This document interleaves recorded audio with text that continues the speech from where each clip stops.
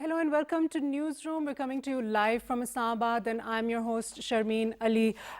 Most recently, there has been Pakistan and Iran's cooperation in dealing with terrorist groups, and Army Chief General Qamar Javed Bajwa spoke to Iran's Armed Forces Chief of Staff Major General Mohammad Bagheri against the backdrop of attacks that took place last Friday on a Frontier Corps patrol in the Kech district of Balochistan, and where 6 troops of Pakistan were martyred, including Major Nadeem Bhatti. And this attack it took place 14 kilometers from the Pakistan-Iran border and was claimed by the Baloch Liberation Army. So we'll be talking about how the two countries can cooperate to seize and desist the terror attacks going on in Pakistan right now, and also to help Iran deal with their problems of militants as well. Also, in recent developments, we are seeing that again there is new violence in Afghanistan, when there should be a peace process taking place, which was due to be happening right now. March was a crucial month when the intra-Afghan talks were supposed to begin between the Taliban and the Afghanistan government after the US signed a critical peace deal with the Taliban and hoped to pave the path forward for peace in Afghanistan. However, now again there's a recent attack in Afghanistan on an army checkpoint in Laghman province, killing 6 soldiers and wounding 5. And in all of this, the spoiler has also been India, who does not want this peace process to take place. And we've seen recently a lot of activity with the US Special Representative to Afghanistan, Zalmay Khalilzad, also visiting New Delhi in order to get them to be on the same page and not create further rift. So we're going to be talking about this in our program today. To begin with, we'll start with our segment about Pakistan-Iran cooperation and what is taking place where that is concerned. For that, we have online with us at the moment Dr. Munawar Hussain, who is a foreign affairs expert. Thank you, sir, for joining us. So, Dr. Munawar Hussain, thank you for joining us. At the moment, we're having a bit of a technical issue. We'll be getting back to Dr. Munawar. So, at the moment, we are seeing that General Qamar Javed Bajwa has called upon the Chief of Staff of the Irani Army.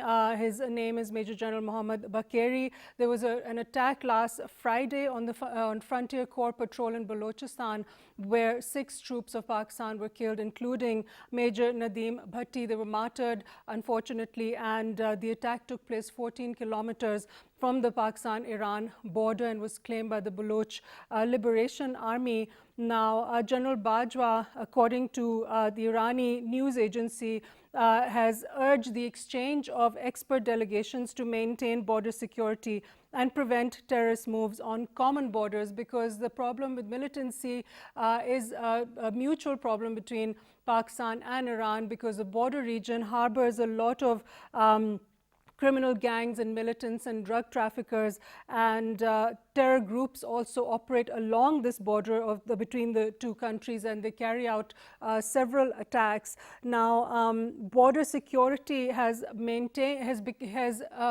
remained a point of contention and tension between Pakistan and Iran, because there are frequent attacks at the border for both the countries, and usually these terror groups are responsible for them. So it's very important for the two countries to cooperate in this regard. And basically, over the last few years, the two countries have cooperated extensively in improving these border issues. They took a number of steps to this regard, including increasing troops between both the countries.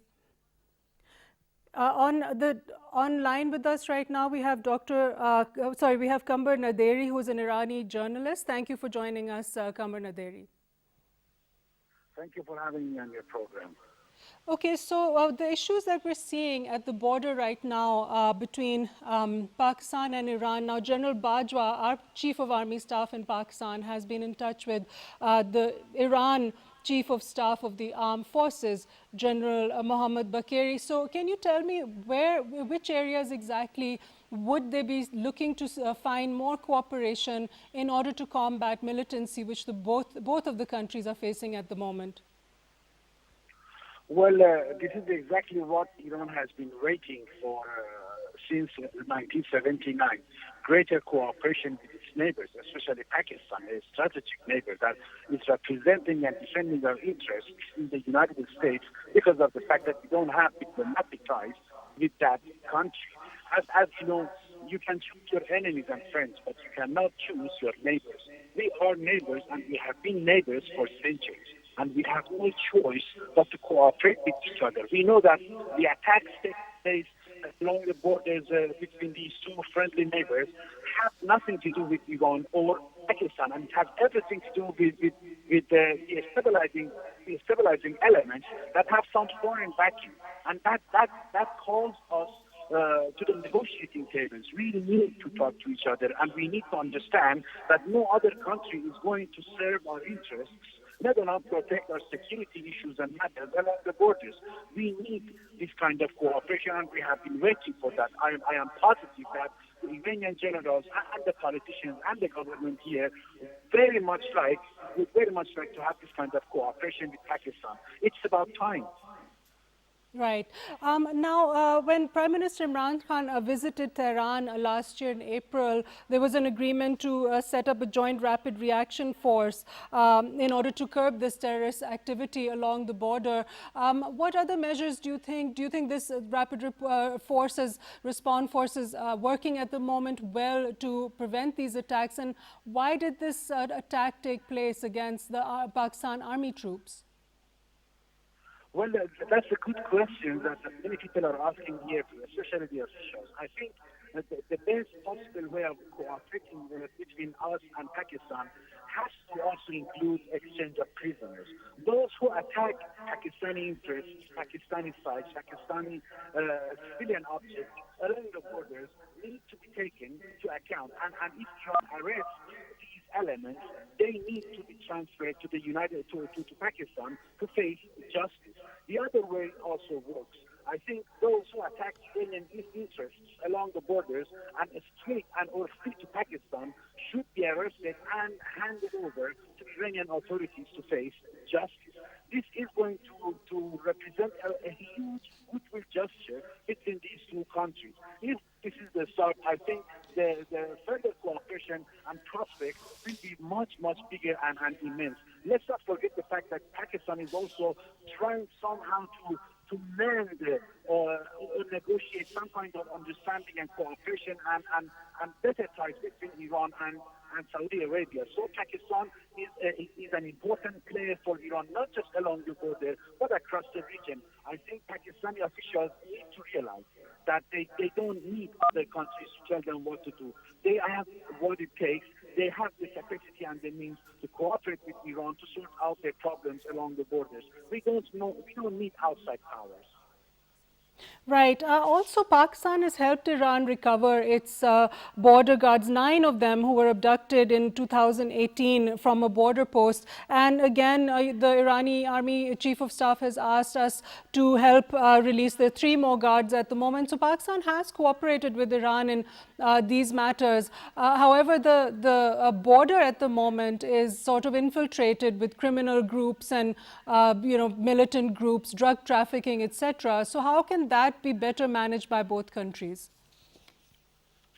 I think we need some kind of, as Pakistan has already come up with the idea, we need some kind of joint rapid military action between these two countries. If we come to this kind of understanding and if we form this group, I am positive that we will see much lower cases of attacks along the borders against Pakistani or Iranian interests.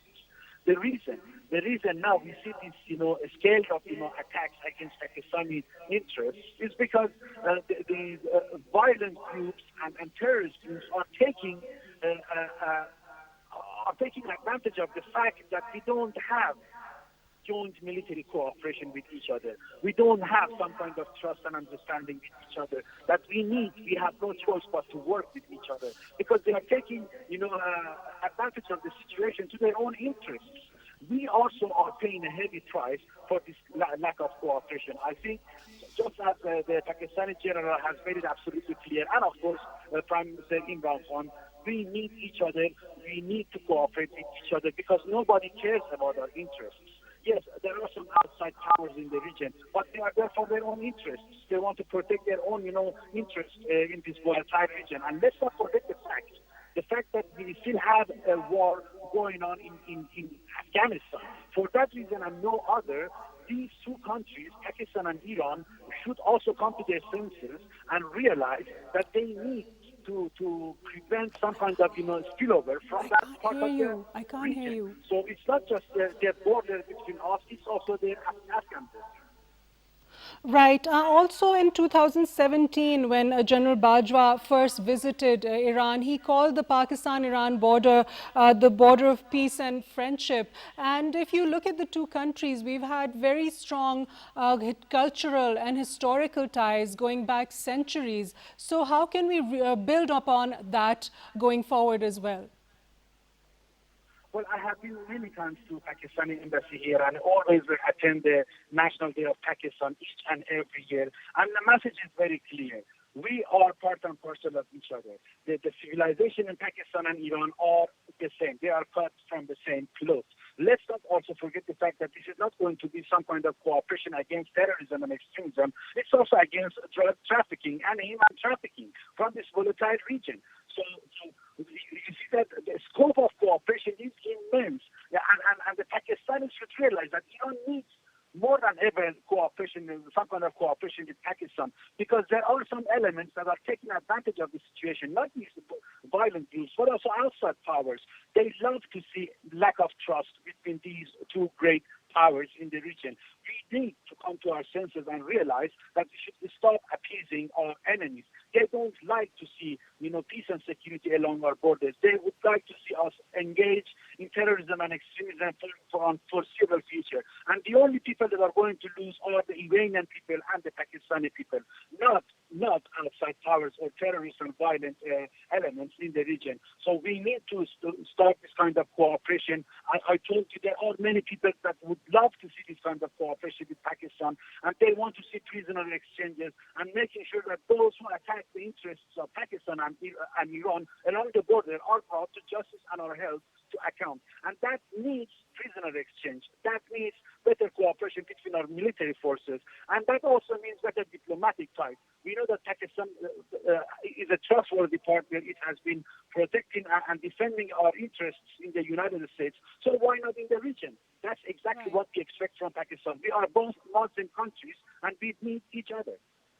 Right. Thank you, Qamar Naderi, for joining us on our program and giving your insights. He's an Iranian journalist and an analyst. Now, we also have online with us Dr. Munawar Hussain, who is a foreign affairs expert again.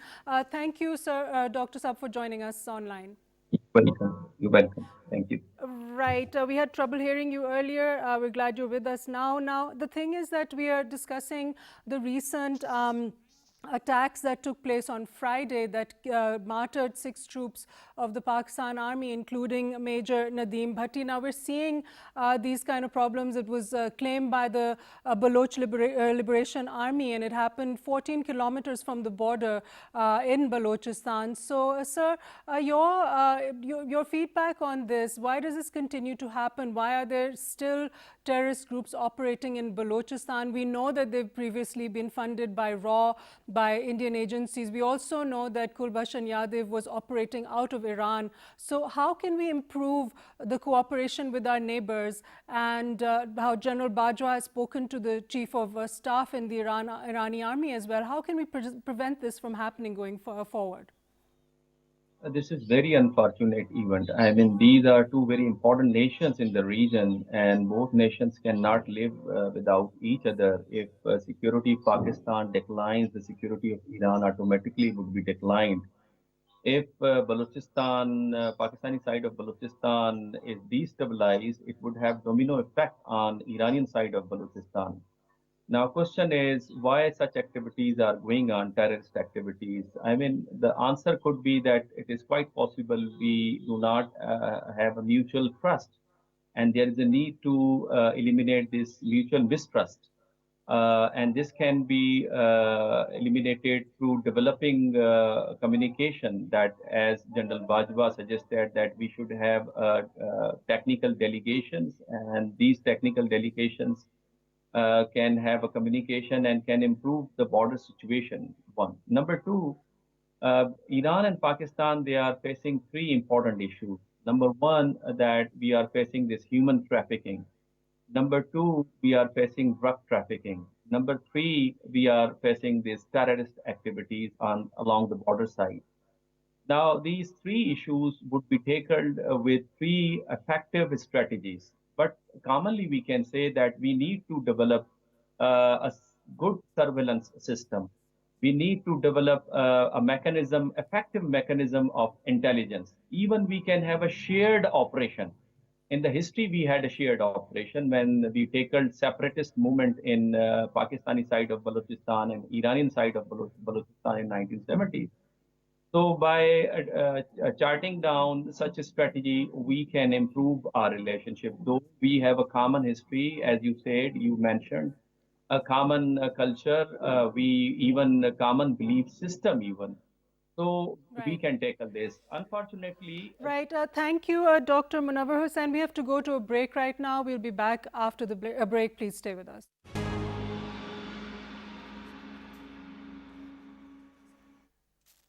Hello and welcome back to our program. Now, in this next topic, we're going to be talking about the situation in Afghanistan at the moment. We've seen over the last year there are extensive efforts by the United States Special Representative in Afghanistan, Zalmay Khalilzad, to try and broker peace in Afghanistan so that the US can withdraw their troops that have been stationed there over the last 20 years almost, and they've suffered casualties as well as trillions of dollars.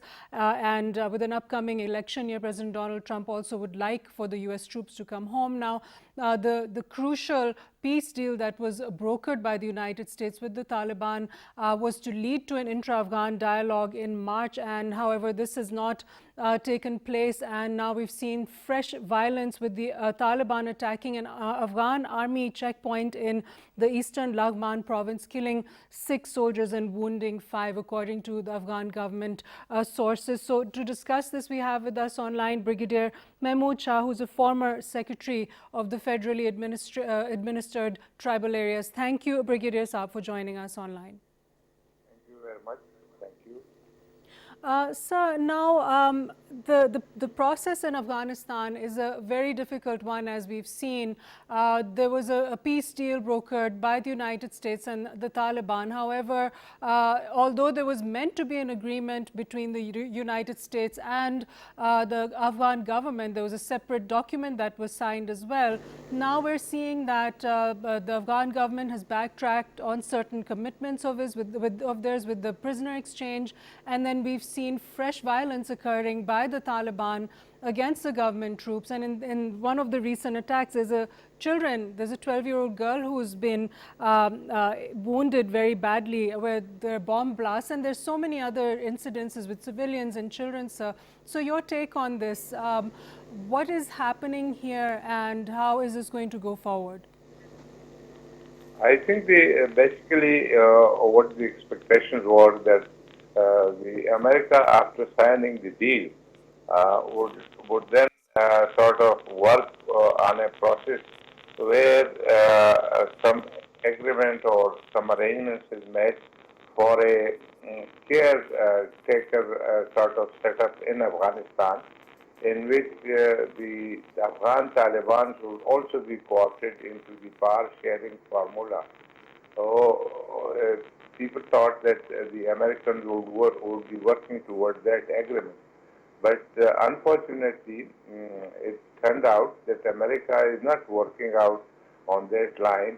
In fact, it has brought into the Ashraf Ghani government, and a negotiation which was to start after the prisoner swap. Ashraf Ghani started dictating as to how these prisoners would be released. Regarding the Taliban prisoners, he put some conditions that they are to give some undertaking that they would not join and things like this. And the Americans started insisting that the Taliban hold negotiations with the Ashraf Ghani government on this aspect. So that is a process which is being dragged unnecessarily. And it appears that the Americans want just this time to be spent on degrading the Afghan through the negotiation and asking for ceasefire and so on, things which they have already refused.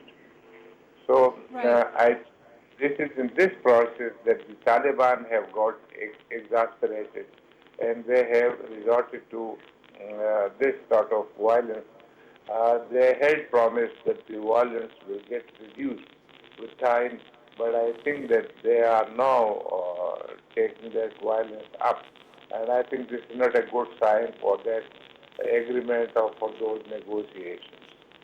Right. Last week, Zalmay Khalilzad met Taliban representatives in Doha, and this was during a visit to Doha, to their headquarters, as well as to Islamabad and New Delhi. And this was to urge that there's a cessation in violence so that the peace process can go forward. And then we're seeing immediately after that, again, there's violence.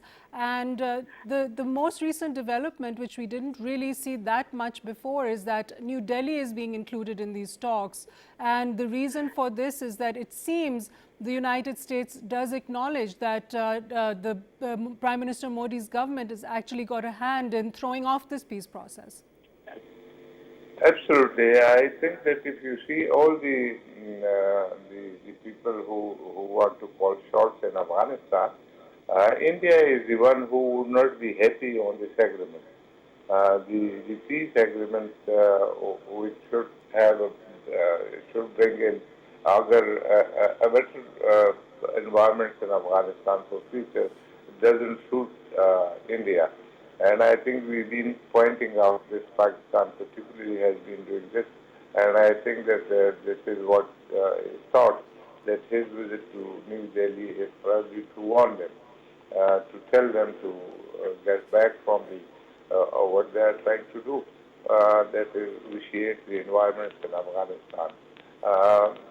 So that is one. New Delhi is also urging President Ashraf Ghani to not have the prisoner exchange, which was so crucial for this peace process to go forward. The 5,000 prisoners that were to be released by the Afghan government to the Taliban. Apparently, there's a hand in Prime Minister Modi's government, again, in this whole process of derailing the peace talks in Afghanistan. Yes, and I think that this is happening with the sort of approval of the Americans. The Americans, I thought that once they have signed the agreement, they would work on a process which should work out for a sort of caretaker in government in Afghanistan, which should be acceptable to all. And that means that if they want to see that there is no fight amongst these contenders for powers in Afghanistan, then they should work out on a formula how much power is to be allowed to each contender. For example, the Taliban think that it was their government when the American came, and it should be their government once the Americans are going. Who is Ashraf Ghani, or who is, for that matter, the previous Afghan president, Hamid Karzai. They don't recognize any one of these. Now, this has to be told to Taliban that you really can't capture power in Afghanistan. You are not in a position to do so, and people do not agree with you. So, therefore, sort of convincing them that they should lower their expectations for something smaller than that, and they should be prepared for a political role than a military role. And similarly, there are other power contenders in Afghanistan who are the ex-warlords. The present Afghan government is one. So all these people have to be really, their ambitions have to be lowered, and then they made part of an arrangement with Afghanistan, so that they can all have a part in their sort of thing. And probably working out a new constitution. The present constitution is probably the part of the American Constitution. For example, the powers in the Afghan president's office, they are too much. So there has to be, whereas in American system, one is of course the Constitution, the other is that the states have lot of power. So something like empowering the regions so that everybody there in those regions becomes satisfied.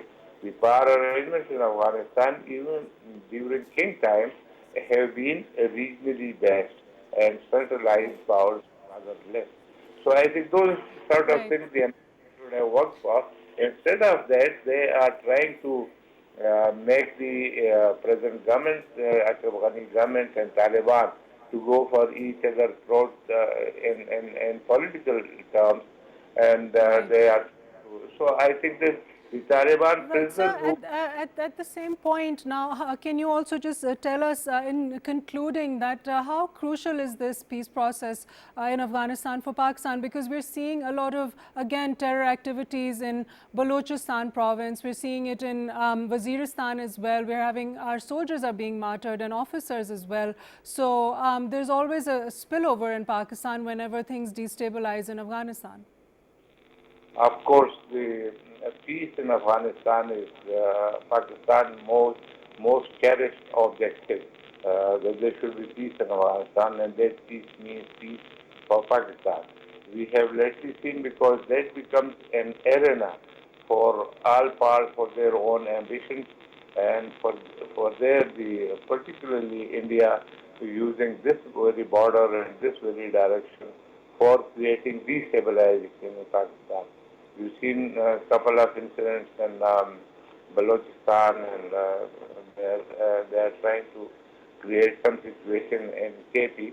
Although the situation is well under control of the government, and they can reduce it to a little more So there's also a hand of RAW in these in the ISIS attacks in Afghanistan. The recent one on the Sikh temple. There's always been a hand of RAW in Balochistan as well with these terror groups, and but RAW is never sort of taken to task for doing these activities, these terrorist activities in Afghanistan and Pakistan.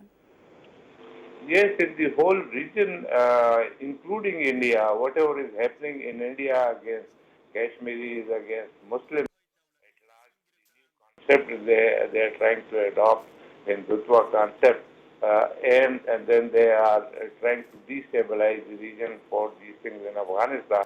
For example, inside they are against Muslim, against Sikhs, against Christians, all the communities. So the world needs to should have awakened to the situation and really censor India. Unfortunately, because of their sort of desire for having some sort of markets in India. And thank you so much for joining us on our program. This is Brigadier Mahmood Shah, who was the former secretary for the federally administered tribal areas, and it's very obvious Pakistan's role, what it has been in bringing about this peace process between the United States and the Taliban, and helping to bring the discussions on the table. Prime Minister Imran Khan has played his part, as well as Pakistan's military and our intelligence, and all the heads of our defense departments have always been on board with bringing about peace in Afghanistan. Let's hope that this process goes forward and the violence in Afghanistan stops soon. That's all the time we have for our program today. Thank you all for watching Newsroom, and we'll see you next time.